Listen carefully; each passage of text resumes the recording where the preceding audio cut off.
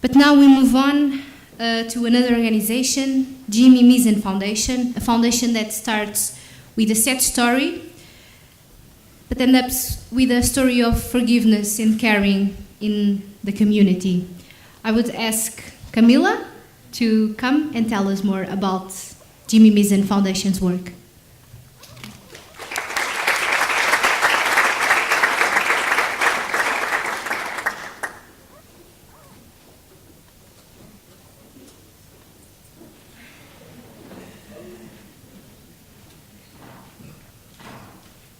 Hello, I'm not Camilla, I'm Sarah.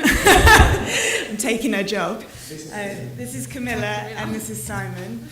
And we all work for the Jimmy Mizen Foundation, based in London.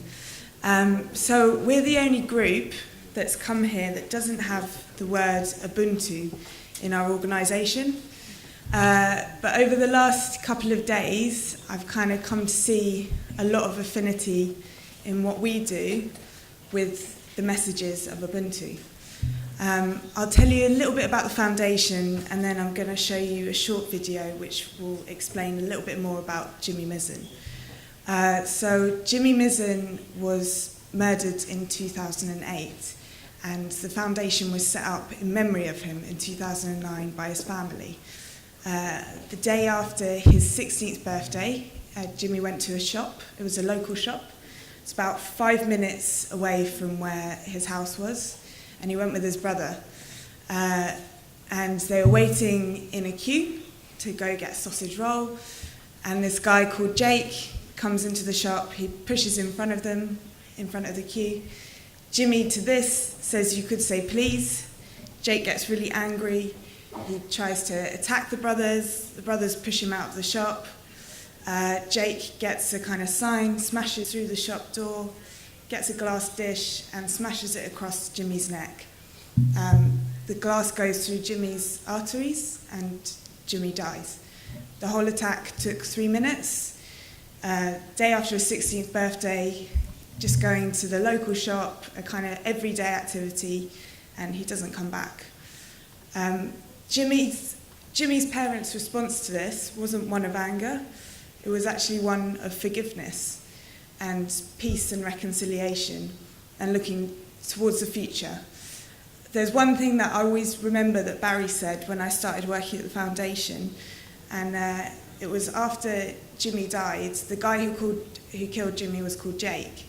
After Jimmy died, Barry said everyone was so concerned about what was going to happen to Jake, how long he was going to spend in prison, what would his kind of punishment be. And no one was concerned before Jimmy died. And if people had been more concerned about that period, then maybe Jimmy would have never died. So a lot of the work we do is about working with young people and trying to encourage them to be positive influences in their communities. But I think Simon and Camilla will share a bit about that. So I'm just going to share with you a film of Barry and Margaret. The film was actually quite close after the event, so it was all quite raw at this time. But Barry and Margaret also speak about their faith, because they're both Catholics. We're not a Catholic organisation, but I think it's that message of peace and hope is something that we do talk about a lot. So I think it's still very relevant for the stuff we do. So I think...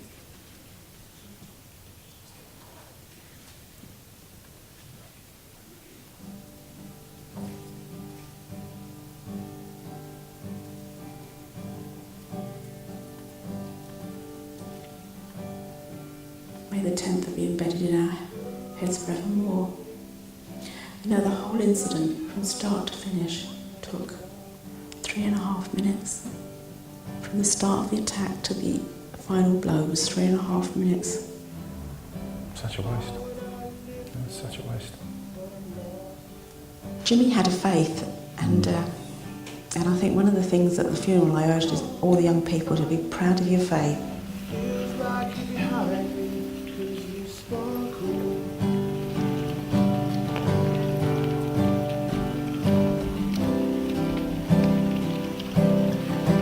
It was just a normal Saturday, really. apart from the fact it was the day after Jimmy's birthday, and normally on a Saturday he goes to work. This particular Saturday, being the day after his birthday, he asked for a day off. And then it was Eileen, my friend, to say, get round the corner quick, Jimmy's been attacked. And I got to the crossing and I was just running in front of the traffic, and I saw Harry bent over, crying. When I got there, the road was blocked off, and then your heart sinks again. All the time this is happening, there's like this cloud in your head, you know, saying it's a dream. It's not happening, it really isn't happening. I just sat, we were in a little garden park in Valencia, in a square, and I just sat down for the next hour. I just couldn't speak. I just couldn't say a word. The prayers are in my head, you know, please God let him be all right, please God let him be all right. And then some paramedics came out, the bakers, and because he was just taking their gloves off. And then someone just said he's dead.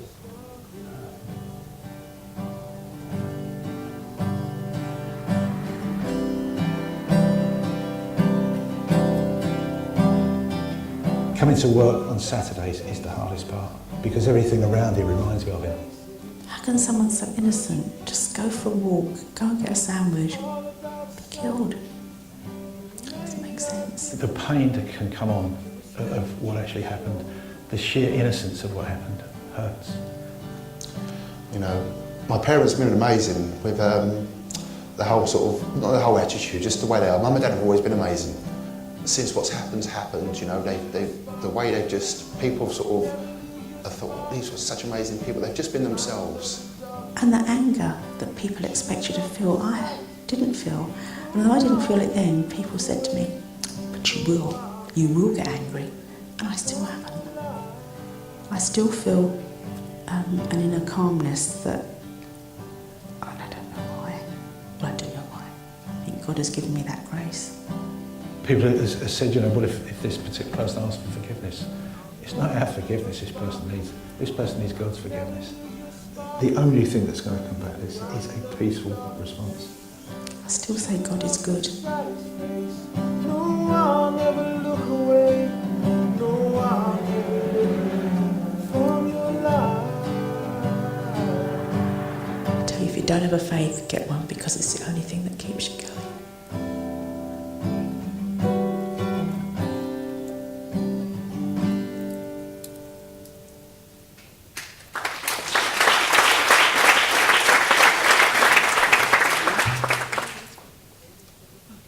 Hi everyone, my name's Camilla, and I'm just going to share a bit about my story and how I got involved with the foundation. So in 2009, I moved to England with my family. I'm originally from Marseille in France. And at the time when I came to England, I didn't really have a sense of community. And I didn't really speak much English, but I was a very bubbly person, and I was really willing to get engaged with people. So one day, Simon, who was my geography teacher at the time in school, suggested that me and some other girls attend a conference led by a group called London Citizens. At the conference, I met Barry, who was speaking about his story, and he spoke about Jimmy and his message of hope, peace, and change. Barry and Margaret have a project called the City Safe Haven, and the City Safe Haven is about rebuilding communities and getting shopkeepers, police officers, politicians, and young people together and realising that they are one community.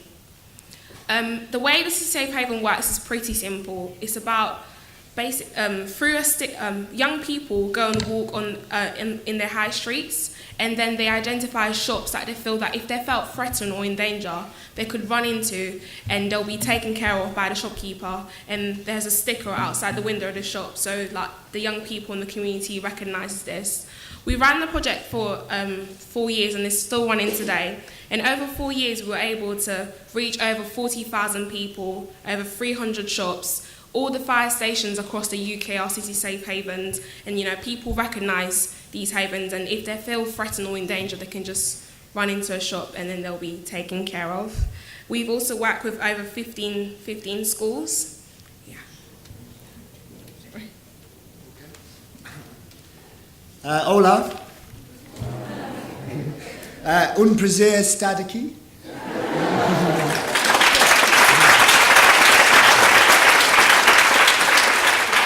I haven't finished yet. Obrigado. I'm going to switch to English now. Okay. Hello, everybody. I'm Simon. I'm actually the teacher that Camilla referred to. Camilla has trouble as to what to call me. As she's got slightly older, it was Mr. Jones originally. She called me a lot. Then it was Sir. She's experimenting with Simon and Si. It's not sort of really working very well. And whenever she's unsure, she goes back to Mr. Jones. The reason I mention that is because the way Camilla told that, it was as if I'd introduced her to this idea of community and togetherness and peace and change. And it's actually the other way around. People often assume that the teacher inspires young people. And that's the sort of dynamic that people expect in a classroom. It's actually not the case at all. Camilla particularly, but a couple of other young people as well, they've completely changed my life. Teaching is an utter privilege as a job. It's the most remarkable job. Someone mentioned earlier, the rugby player. I don't know, where's he gone? He's gone, okay. Well, the rugby player mentioned earlier about the light you see in young people's eyes and how that inspires and that fills you. And that's exactly it. It's their inspiration, it's their hope, it's their peace, it's their view of a world that isn't cynical anymore, of a world that is still hopeful, of a world where anything is possible. I actually don't like grown-up people very much, so I spend... So I was waiting for a laugh, it didn't come. So I spend a lot of my time with young people because I find them fresh and original, and they haven't yet been damaged by the world that so many of us as we grow older are. So it's actually because of Camilla that I'm stood here. It's actually because of Camilla that I travelled to America 2 years ago, taking the work that she's done, and I've travelled to number 10 Parliament in the UK, and I've travelled all over parts of the world with this message, but it's been this young person here that's done that. It's not me, it's not the other way around. Well, it's together that we've done that. Anyway, I'm way off track of what I'm doing. So I'm a teacher. Anyone guess which subject do I teach? Geography. Did I say it? Okay, so I'm a geography teacher. People usually guess music or art because I've got long hair, but no. So I guess sort of sadly or happily as I see it, I'm here today because Jimmy lost his life back in 2008. And I say sadly and happily because if that hadn't have happened, if Jimmy hadn't have lost his life, then my life over the last 4 or 5 years would have been completely different. It would have just been, I can't even imagine what it was like. My life now is full, I am happy, it's a wonderful thing, a wonderful opportunity, a real privilege that I have with my life. And when I first started working at the foundation, because I've been a teacher for about 15 years, I felt quite a lot of guilt about that, because I just felt I was in the right place, at the right time, doing the right thing. And that made me feel guilty, because that meant that Jimmy must have been in the wrong place at the wrong time. And that, I spoke to Barry and I spoke to Billy about this. Billy's one of his brothers. And Billy got quite angry at me. And he said, no, that's not the case at all. Jimmy was exactly where he was meant to be. He was 50 yards from his house. It was a sunny Saturday afternoon. He went to the local shop to buy a sandwich. It was all completely natural. He was 16. And it isn't that that's brought this around. It's the community, it's the society, it's the lack of care, it's the lack of togetherness, it's the lack of Ubuntu in our communities that has created this problem. In my opinion, I grew up in a very small village. There were only about 12 people in the area that I lived. Honestly, there really was. And my experience of coming to a town, I now live in London, was really quite strange. Because I'm one of those people that gets on a bus or gets on a tram. I just talk to people. I talk to everyone that's there. If I go into a shop, I talk to them. I call people by their first names. I want to know. Whereas my experience of living in London, I think it's slightly different than Lisbon, is that people are very busy. They rush. We're strangers living next door to each other. And that's a shame. We are not together. We are not a community. It takes a village to raise a child. Okay, but we don't have a village. We have large towns now with strangers living next door to each other. And people have not got the time to get to know each other. So what we've been trying to do with the foundation, and the message of the foundation is one of hope. And one of the things that Barry would say, Jimmy's dad if he was here, was don't feel sorry for us. He doesn't want people to feel sorry for us. His is a story of hope from the worst possible thing. I've got 4 little children myself. And I remember the day after Jimmy died. I remember watching the news. I didn't know the family at the time. And I remember Margaret, who you've seen there speaking, And I remember coming on the TV and saying, I forgive. I forgive the person that did this. I just feel sorry for the person that did this. And going back, I think, to John when he spoke at the start, he said, how do you forgive a system? Because it's the system that has caused this. It's the modern way of life that we live in. It's the loss of the village. It's the loss of the community that has caused this problem. And this is the thing, unbeknownst to me, that Ubuntu is doing. I am because you are. You are because we are. This is true. And this is the wisdom of villages. This is what villages know just naturally. You know people. If I was young, when I was young, and I felt threatened on the street, I would have run to my local shop and I would have said, John, I feel a bit scared. Can you call my mum? Can you call the police? Can you lock the door? And that's what would have happened. Whereas a young person's experience, certainly in London, if they feel threatened or in danger on the street, they run into a shop and the shopkeeper will push them out because they feel there is a problem. They do not know that child. They associate that child, that uniform, with a problem. What sort of society do we live in if we view our children who are frightened run into a shop as a problem which we push back onto the street where the danger is waiting? So the idea of the safe haven, Jimmy died in a shop, but the idea of a safe haven is it's about building community. There is a sticker on the window, that does work, but that's not what it's about. It's about getting young people, particularly from schools, to go to their local high street, to go into their local shops and to take time. Time to say hello. Time to say, this is my name, what's your name? How long have you been here? Have you got a family? What do you find difficult about this area? This is what I find. You change the perspective of the young person, but more importantly, change the perspective of the shopkeepers and the local community. Because they see young people now in a very positive, the modern media, we were talking last night about, to me, the modern media is a form of, it's a weapon, it's a form of cultural invasion. It portrays whatever is necessary, young people as villains. But they're not, they're children. They're children, that's what they are. And we, for some reason, in these big cities, we've forgotten this. Okay, our towns no longer consider the children ours, or the streets ours, or the shops ours. And that's why Ubuntu is such a beautiful and such a wonderful thing. And it's over the last 6 months, we met up with the Desmond Tutu Foundation in the UK, and it's actually that's how we're here, because I guess when you did your Uncle Google search, you came up with the Desmond Tutu Foundation, and they couldn't come, but we just met with them, and we wanted to, she said, well, why don't you go? And we're just a small family, we haven't got a huge amount of money. I really, really, really wanted to come, and we were trying to get the money to come. We managed to get Sarah to come, and then I was messing Helder around for a long time by not answering emails. And then we, last minute, I think on Wednesday, someone said, yeah, you can go. We found the £250, whatever it was, to come here. So we came. So apologies, forgive me for that. Anyway, I'm off track. Okay. So, the Jimmy Mizen Foundation then, Camilla's mentioned some of the numbers. We're a small organisation, we're a small family. Well, it's a large family, there are 9 children actually, but it's a small organisation. But we work with schools all over an area called Lewisham, and Daniel now knows Lewisham. In fact, his boss lives in the road next to mine. I've discovered that today, what a small world that we have. And we work in local schools, primary schools particularly, secondary schools all across the country. And we're taking the message of, we call peace, hope and change. But it's a message of community. It's the message of togetherness. It's a message of the village.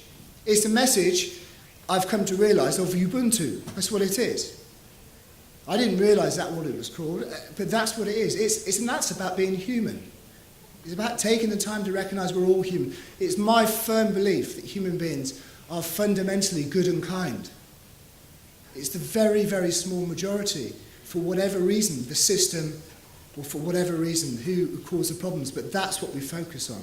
We've lost that sense. We are strangers living next door to each other. I'm going to end now, but one of our messages is that we have hope in young people, we have peace on our streets, and we have positive change in our communities. And I'm going to add on to that, that's our little sort of slogan, I'm going to add on to that, together we are more. Ubuntu, obrigado.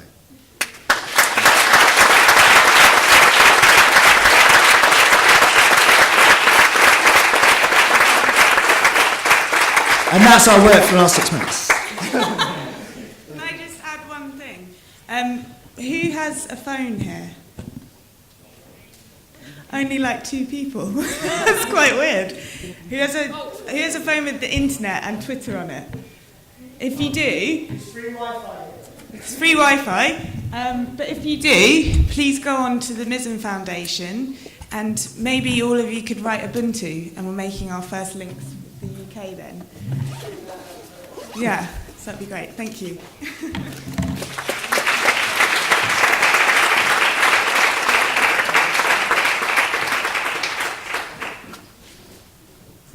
Woo, again.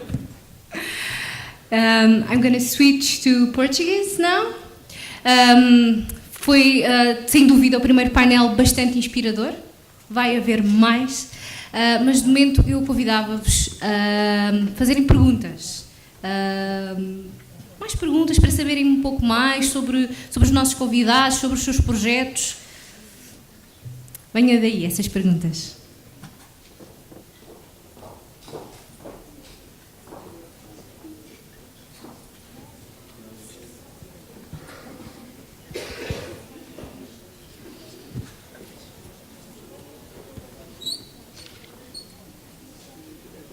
Perguntas a alguém?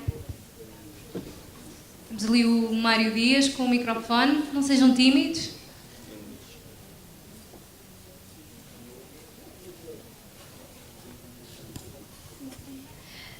Olá, boa tarde. Eu tenho aqui uma pergunta de curiosidade e dirigia-me sim. Natália? Sim. Eu só queria saber como é que conseguem fazer com que as cartas cheguem às crianças, dado que ela referiu que trabalham com crianças que vivem nas zonas mais longínquas. Essa é a minha curiosidade.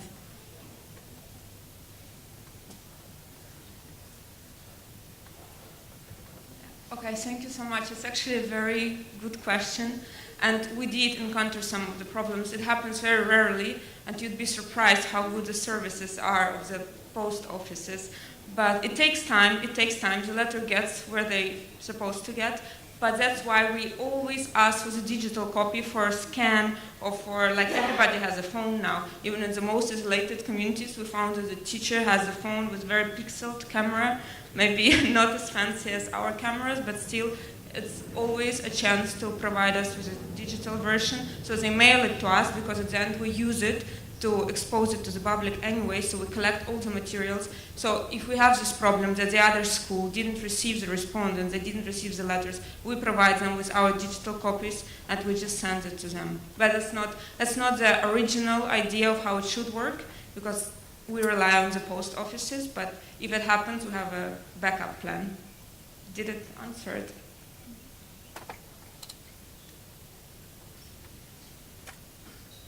So you asked if it's free to participate. Did I get it right? Yes, it's free for every challenged communities. We don't charge any fee. We send one set of material for the classroom, and we don't charge for that.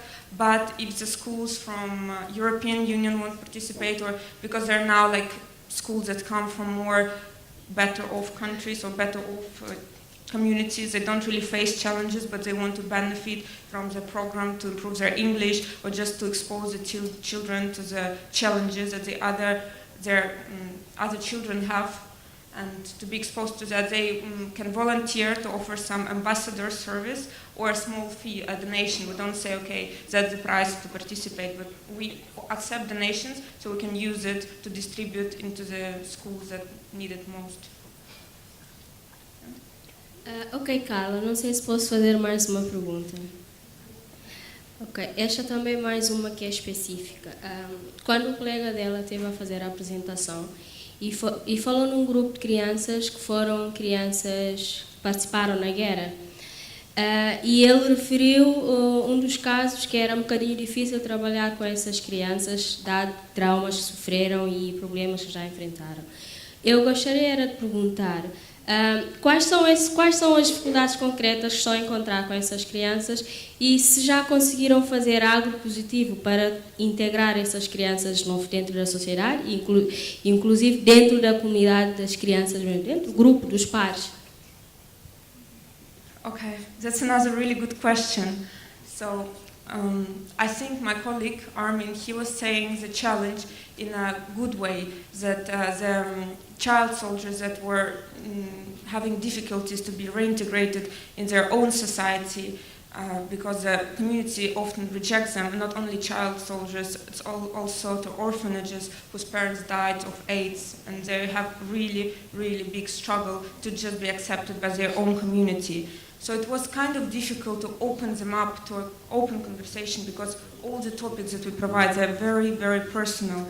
And to make it a successful project, you have to make the children comfortable. You have to introduce them to trust, you know. They have to start trusting the person on the other end of the mail, of the correspondence. So it was a little bit difficult to open them up, but it's, as we always say, it's 80% of success of the project lies on the shoulders of the teachers or the coordinator who works with the kid in the particular area. So in this case, it was quite successful because we were able to expose them to a completely different community full of acceptance. So there were, in this case, it's an orphanage in the monastery in Cambodia, and they're very accepting.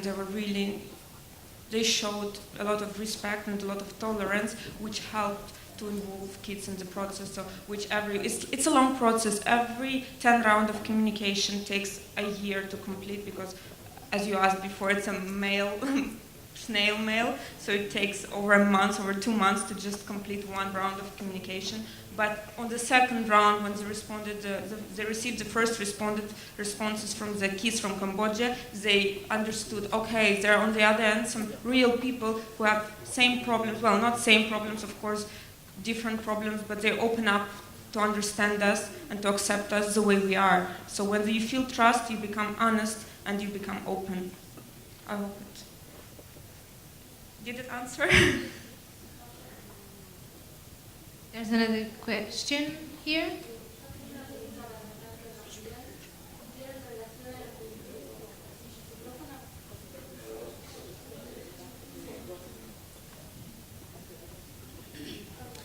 Era una pregunta en relación a los límites, con respecto a la exhibición de las cartas.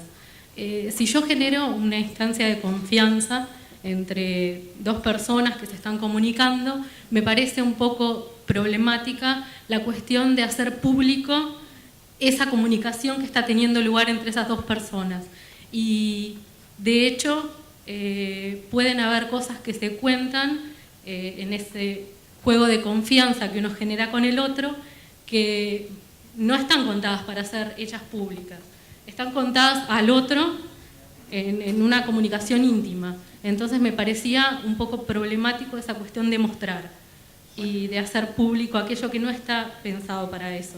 Bueno, sí, estoy de acuerdo. I completely agree with you, and I think I needed more time in the presentation to explain that we don't give out the complete letters to the public. We just extract like the points, the particular pictures or points outside of the letter to demonstrate them. So we're not going to publish the whole letter with the intimate things that children were communicating to each other, because we understand, actually we welcome the intimate conversation with them. We want them to communicate outside of the frameworks that we provide. So we want them to discuss the two topics, and we provide a framework in the template, so there is a space. Okay, what do you think about war and conflict? But not in this way, in more detailed, specific way. And those parts can be extracted, because it's not directed to a person. It is an opinion, which is going to be contrasted and opposed to an opinion of his friend.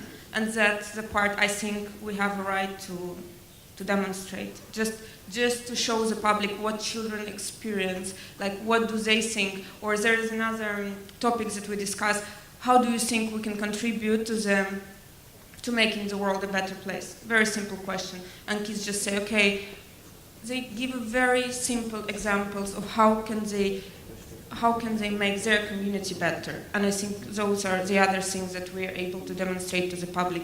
But I assure you that we don't demonstrate any personal information that they exchange. There is a special space left in the beginning and in the end of each letter that we provided for personal communication, when they ask personal questions and they answer personal things. So, but it's a good question. I understand completely where it's coming from. Thank you.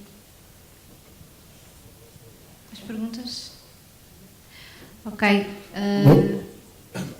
Há mais uma. Boa tarde. Meu nome é... peço desculpa. Ok.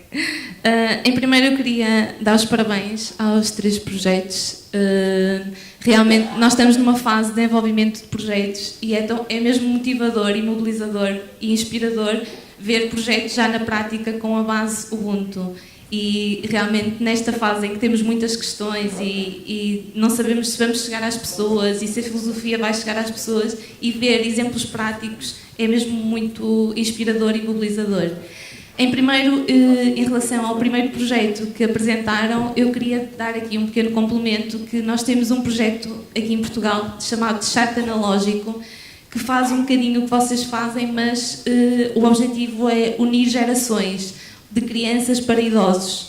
E é muito interessante o projeto que eles estão a desenvolver também, e quando apresentaram o projeto é mais ou menos parecido, mas o objetivo é unir gerações e aproximar gerações, e também é muito interessante. Queria também dar aqui um pouco o complemento.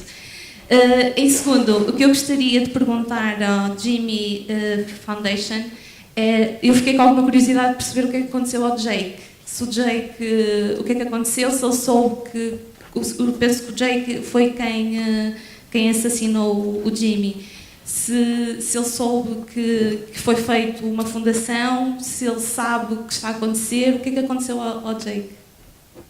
Obrigada.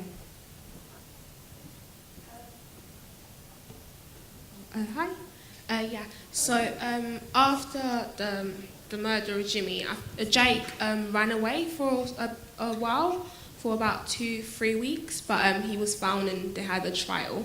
And Jake is in prison for, I think, for life. Yeah. And Margaret and I'm not sure if Jake knows about the foundation, but what I know is that Margaret and Barry are very, if Jake wanted to speak to them, they will be very open to go out and speak to him, but that hasn't actually happened, and yeah, that hasn't happened. Yeah. We have another question. Yeah, just to continue with that, Kamala. I think the Jake and Jimmy tragic event, what you've just described is the retributive justice that one normally expects with the system. But Ubuntu brings a different element, which is restorative justice. And it's also not, and in terms of truth of what happens is the forensic truth, which is presented in court. But there's also social truth, where the community starts talking about that event. And I just wondered if you've seen this as an opportunity to introduce the elements of Ubuntu in terms of restorative justice in the community and the idea of social truth and personal truth. It's not necessarily the truth, like forensic truth, but it's what you believe. We didn't mention it, but the first projects that the foundation actually started that is very similar to the social truth that you were talking about, is that Barry and Margaret actually go out into prisons and they speak to young people, and they speak to very young people that they see. They often say that any of these young people could have been Jake, the boy that murdered Jimmy, and they speak to them and they speak about the message of forgiveness and the social truth and how to help them better themselves. Yeah. Thank you, Camila. Muito obrigada. Vamos agora para curtíssimo intervalo. Se não há mais perguntas, certo? Havia uma? Ok. Pois, então, agora no intervalo, 5 minutinhos, podes pôr a tua pergunta, pessoalmente. 5 minutos só para esticar as pernas e estamos de volta com o próximo painel, que também será de veras interessantíssimo. Não percam.